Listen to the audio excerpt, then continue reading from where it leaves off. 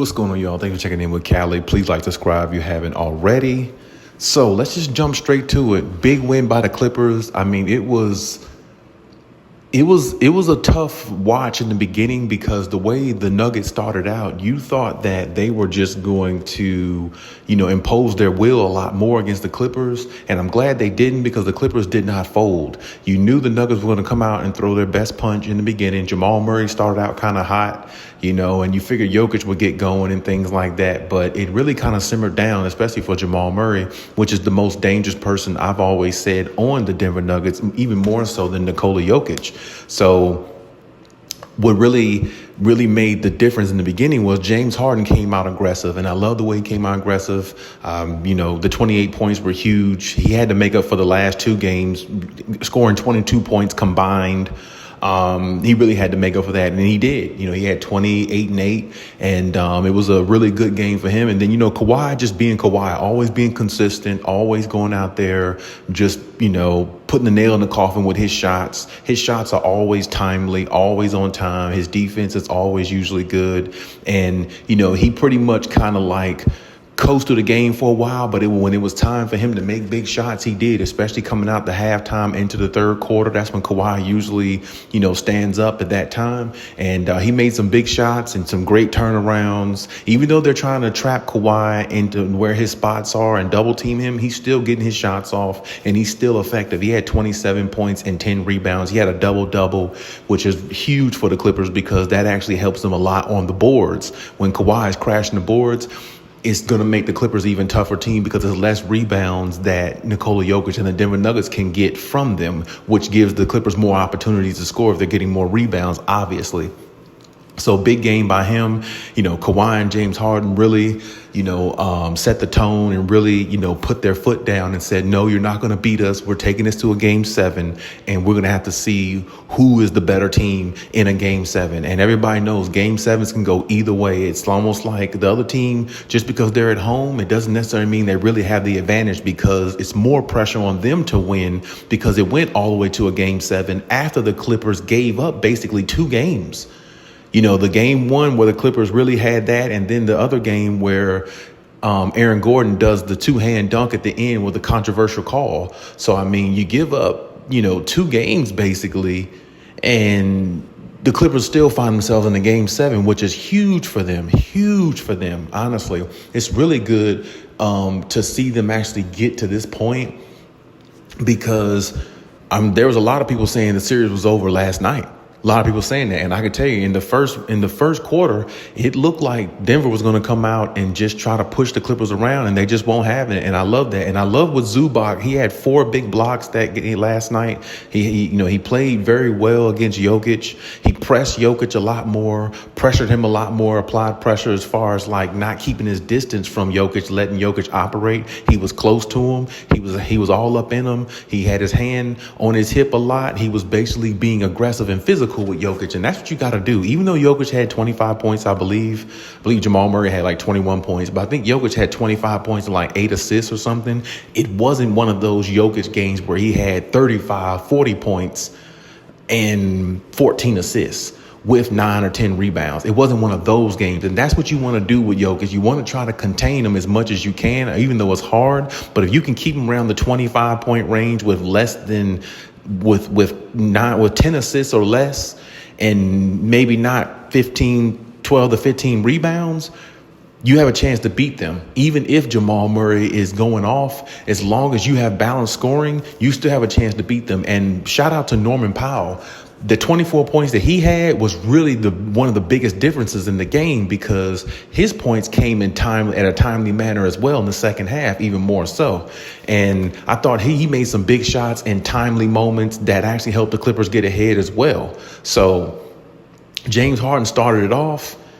Had the energy going with the team, the way he was playing, scoring like them 17 straight points. And then Kawhi kept being steady throughout the game. Anytime he needed a big shot, especially in the second half, he was hitting them along with Norman Powell to close it out. And that was a big win by the Clippers. It really was. Because now it gives them the confidence, even though they had it anyway, to go into that game 7, knowing that we might have found something that we can utilize if we actually be a little bit physical, more physical with with Jokic as far as just, Zubac pressing him more, maybe throw a disguised double team at him at times.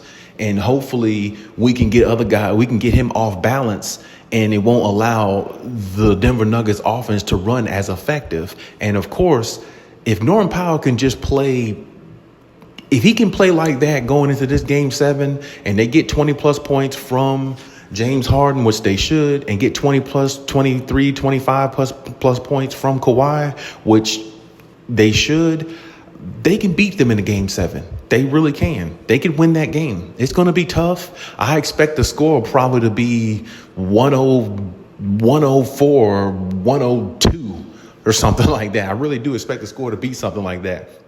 The Clippers winning that game, of course, it's going to be a tough one. I really do. And I don't think this is one of those games where strategy matters. This is one of those games where it's all heart, pride, and, who wants it more. That's what game 7 is going to be about. And that's usually what game 7s are always about. So I want to see what the Clippers come out with. I want to see their energy. Hopefully they come out with the right amount of energy and the right mindset. And hopefully Ty Lue had these guys ready, because this is the biggest game of their playoff/season, because this is win or go home. And honestly, Kawhi knows all about these. He's been in these before. I mean, he's hit big shots in them. Obviously, one of the craziest, best shots we ever seen as a buzzer beater shot in a game 7. Kawhi did it, on the Toronto Raptors. So he knows what it's like to be in one of these games. So I can't wait to see it Saturday night. It's going to be fireworks, I believe. And no matter what the Clippers do, they got to maintain the course.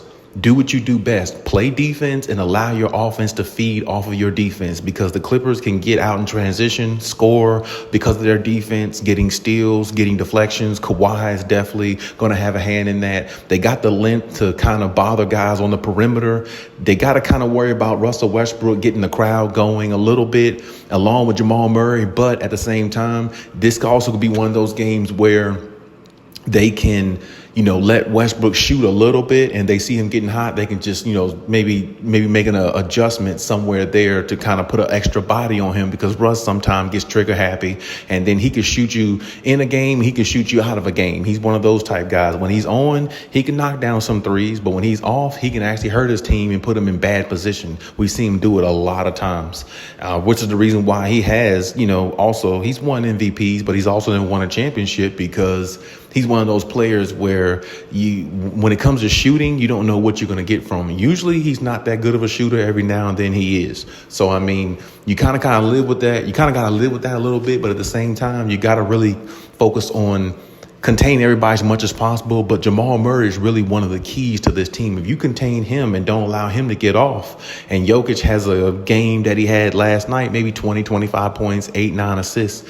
and 7 rebounds, something like that, you can beat them. And that's got to be the mindset going into it. Neutralize as much as possible, play defense the hardest you can, and let your offense just flow as it goes, because it's going to be a tough game. And like I said, there's no strategy.